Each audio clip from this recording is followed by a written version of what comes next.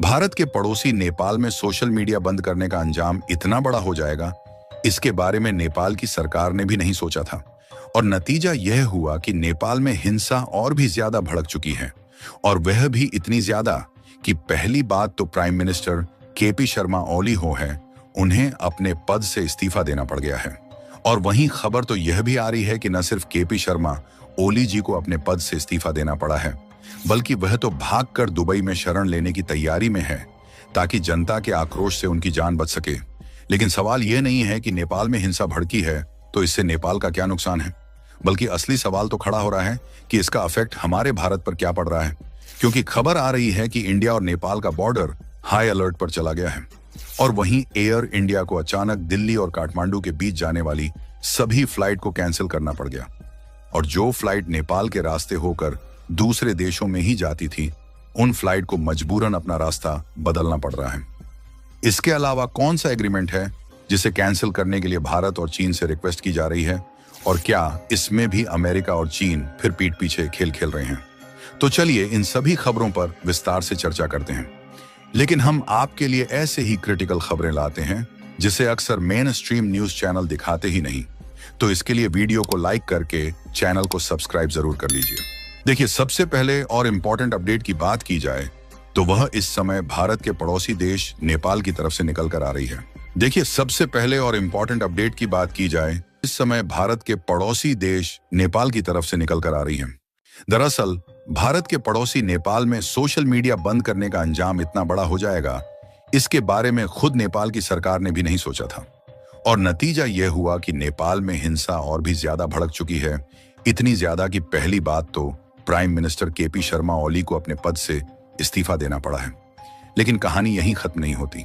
हालात इतने बिगड़ चुके हैं कि अब सेना को मोर्चा संभालना पड़ गया है। सीमा पर भारत और नेपाल के बीच आवाजाही पर भी असर पड़ा है। वेस्ट बंगाल के दार्जिलिंग जिले में पनिटंकी बॉर्डर पोस्ट पर पैरामिलिट्री फोर्स और पुलिस ने गश्त तेज कर दी है। व्यापारिक ट्रक फंसे पड़े हैं, माल ढुलाई रुक चुकी है और हालात हाई अलर्ट पर हैं। यानी साफ है, नेपाल के भीतर का राजनीतिक संकट अब सिर्फ उसकी घरेलू राजनीति तक सीमित नहीं रहा, बल्कि इसका सीधा असर भारत नेपाल बॉर्डर और व्यापारिक रिश्तों पर भी दिखने लगा है। और वहीं खबर तो यह भी आ रही है कि न सिर्फ केपी शर्मा ओली जी को अपने पद से इस्तीफा देना पड़ा है, बल्कि अब हालात इतने बिगड़ चुके हैं कि उन पर जनता का गुस्सा इतना भारी पड़ गया है कि उनकी सुरक्षा पर भी खतरा मंडरा रहा है। यही वजह है कि वे दुबई भागकर शरण लेने की तैयारी में हैं। सूत्रों के मुताबिक ओली का परिवार और उनके करीबी लोग पहले ही सुरक्षित जगहों पर पहुंच चुके हैं, और अब चर्चा यह है कि एक प्राइवेट जेट के जरिए वह दुबई उड़ान भर सकते हैं।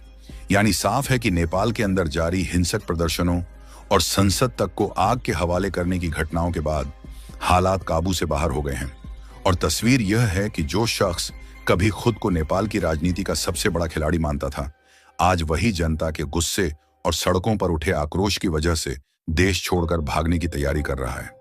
लेकिन दोस्तों, यहाँ सबसे बड़ा सवाल ये नहीं है कि नेपाल में हिंसा भड़की तो उसका नुकसान नेपाल को कितना होगा, बल्कि असली सवाल ये है कि इसका सीधा असर हमारे भारत पर क्या पड़ रहा है।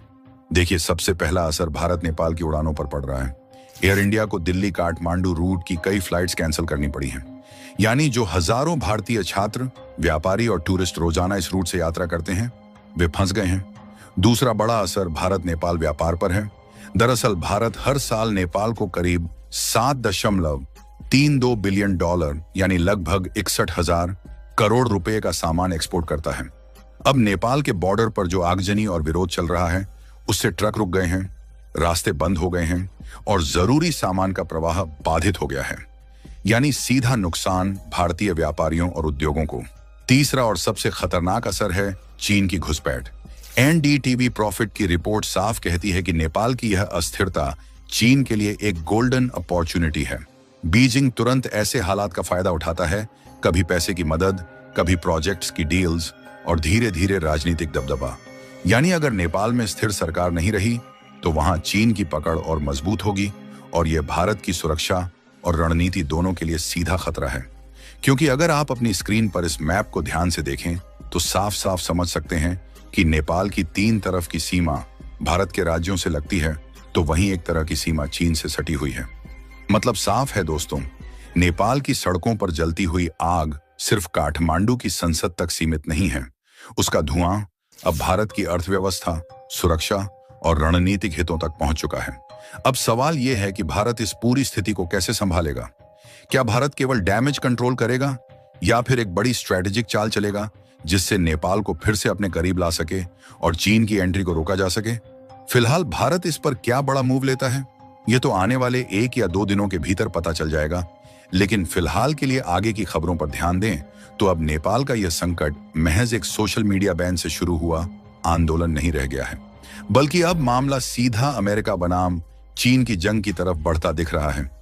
इंडिया टुडे की रिपोर्ट साफ लिखती है कि नेपाल में जो आग भड़की उसका पैटर्न वही है जो पहले बांग्लादेश और श्रीलंका में देखने को मिला था, यानी जनता का गुस्सा, आर्थिक संकट, भ्रष्टाचार के आरोप और फिर सत्ता का ढह। अब सवाल उठता है, क्या यह सब नेचुरल है या फिर बड़े खिलाड़ी पर्दे के पीछे गेम खेल रहे हैं? तो देखिए, अमेरिका का मकसद साफ है कि नेपाल जैसे छोटे देशों में लोकतंत्र और जनता के नाम पर अपनी पकड़ बनाए और चीन को दूर रखे। वहीं चीन किसी भी कीमत पर नेपाल को अपने बेल्ट एंड रोड इनिशिएटिव यानी BRI और आर्थिक दबदबे में लाना चाहता है। और दोस्तों, इसी खींचतान के बीच भारत फंसा है। भारत के लिए नेपाल सिर्फ एक पड़ोसी नहीं, बल्कि धार्मिक, सांस्कृतिक, सुरक्षा और आर्थिक रिश्तों का अहम हिस्सा है।